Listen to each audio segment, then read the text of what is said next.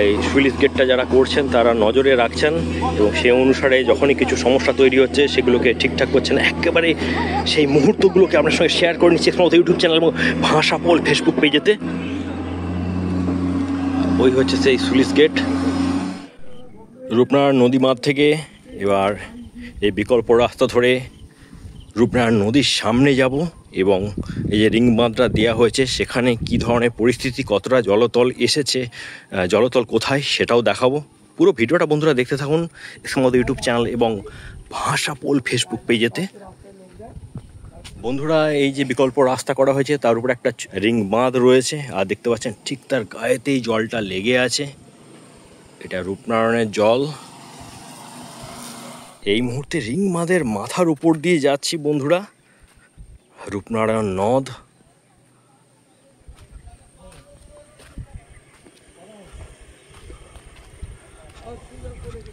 Ring বাঁধের পাশেই এই নদীর দিকে ত্রিপল দেওয়া হয়েছে। আর একেবারে সুস্পষ্টভাবে আপনাদেরকে দেখিয়ে দিই কুমারচক সুইচ গেটের পরিস্থিতি। অনেকেই দেখতে পাচ্ছেন এই মুহূর্তে এই রিং বাঁধের উপর দিয়ে আসছে, তার কারণ এই যে পাশে যে বিকল্প রাস্তাটি করা হয়েছে দেখতে পাচ্ছেন একেবারে কর্দমাক্ত, তো যাতায়াত করা খুবই মুশকিল। আজ সোমবার বিকেলে রানীচকের সুইচ গেটের সামনে যে ক্রস বাঁধ রয়েছে সেখানকার পরিস্থিতি এবং দেখতে পাচ্ছেন পাশেই রয়েছে রূপনারায়ণ নদের জল। আপনাদেরকে দেখিয়ে দিচ্ছি রূপনারায়ণের জল এই মুহূর্তে ক্রস বাঁধের গায়েতে ঠেকে আছে। এখান থেকে আরো ক্লিয়ার আপনাদেরকে দেখিয়ে দিচ্ছি পরিস্থিতিটা। বন্ধুরা বন্যা অবস্থা পরিদর্শন করতে করতে এই মুহূর্তে চলে এসেছি দেখতে পাচ্ছেন রানীচকেতে। আর সেই সুইচ গেট যেটা নির্মীয়মান, তার পাশে ক্রসওয়ে রয়েছে এবং তার ওপর যে রিং বাঁধটা দেওয়া হয়েছে সেখানে কি পরিস্থিতি সেটা তুলে ধরবো। তো পুরো ভিডিওটা দেখতে থাকুন। সকাল থেকেই আকাশের মুখ ভার, ভালো মতো বৃষ্টিটাও হচ্ছে, তবে এই মুহূর্তে বৃষ্টিটা থেমেছে। আর আপনাদেরকে দেখিয়ে দিই, দেখতে পাচ্ছেন আগের তুলনায় অনেকটাই কিন্তু কাজটা এগিয়েছে, দ্রুতগতিতে কাজটা চলছে, ঢালাই পর্বগুলো চলছে। আর এই যে গ্যাপটা দেখতে পাচ্ছেন এই গ্যাপটা হয়তো কিছুদিনের মধ্যেই মাটি দিয়ে ফিল আপ হয়ে যাবে। তবে যে তথ্যটা দেব শেয়ার করব সেটা আপনাদেরকে বলে দিচ্ছি, এটা ফেলা মাটি দিয়ে একটা দেখতে পাচ্ছেন বিরাট স্ট্রাকচার তৈরি করা হয়েছে। তো সামনেতে যাওয়াও খুব মুশকিল, একবারে কর্দমাক্ত অবস্থা। মধ্যে চেষ্টা করছি এই দেখিয়ে দিই আপনাদেরকে। তো যেহেতু হালকা জলটা বেড়েছে রূপনারায়ণে, আবার বলছি খুব হালকা জল বাড়া রূপনারায়ণে, তো তার চাপ এই যে নতুন করে তৈরি করা যে ফেলা মাটি দিয়ে যে ক্রস বাঁধ এবং তার উপর দেখতে পাচ্ছেন রিং বাঁধ, সেটা কতটা নিতে পারবে সেটাই দেখার, সেটাও সময় বলবে।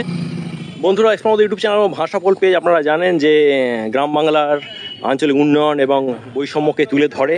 আর এই রাস্তাটা রানীচকের এই সুইচ গেটের ঠিক পাশ দিয়ে যে রাস্তাটা, তো সেটা বারবার তুলে ধরেছিলাম, মানুষজনের অসুবিধা হচ্ছিল। আর এই মুহূর্তে দেখতে পাচ্ছেন যেটা সবথেকে আনন্দের খবর, রাস্তাটা রিপেয়ার চলছে এবং যাতায়াতটা কি আগের থেকে বেটার হয়েছে, ভালো হয়েছে।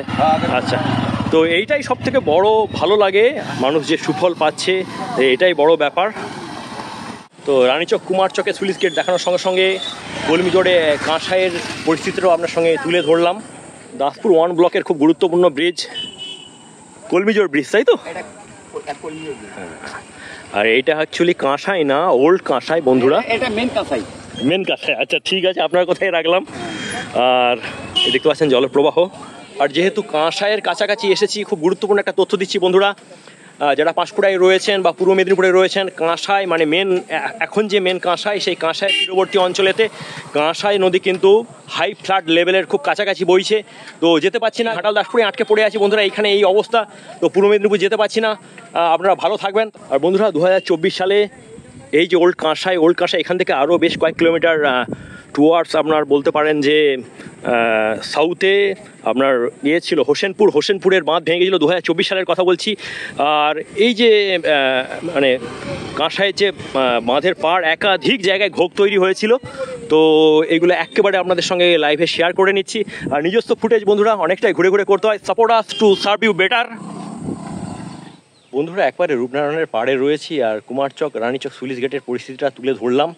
তো এখনও সেভাবে কিন্তু জল বাড়েনি, তবে যেহেতু ঘাটালের বিভিন্ন নদীগুলোতে জল বাড়া, তার সঙ্গে আবার দ্বারকেশ্বরেরও জলটা তো আসবে পড়বে, আর ডিভিসিও জল ছেড়েছে। তো মুন্ডেশ্বরী এবং তার বিভিন্ন শাখার জল সেই কিন্তু এই রূপনারায়ণ দিয়ে পাস হবে। তো রূপনারায়ণের উপর একটা চাপ থাকবে, তো সেগুলো দেখার যে কোন দিকে পরিস্থিতি যায়। আপাতত সব কিছু নিয়ন্ত্রণে, এই খবরটাই দিলাম। তো আবার যেটা বলছি, কোনো ধরনের প্যানিক হওয়ার কোনো প্রয়োজন নাই। আপাতত এই সমস্ত বিষয়গুলো আমার সঙ্গে শেয়ার করলাম। ভিডিওটার মাধ্যমে জাস্ট ইনফরমেশনগুলো দেওয়া, আর কিছুই না।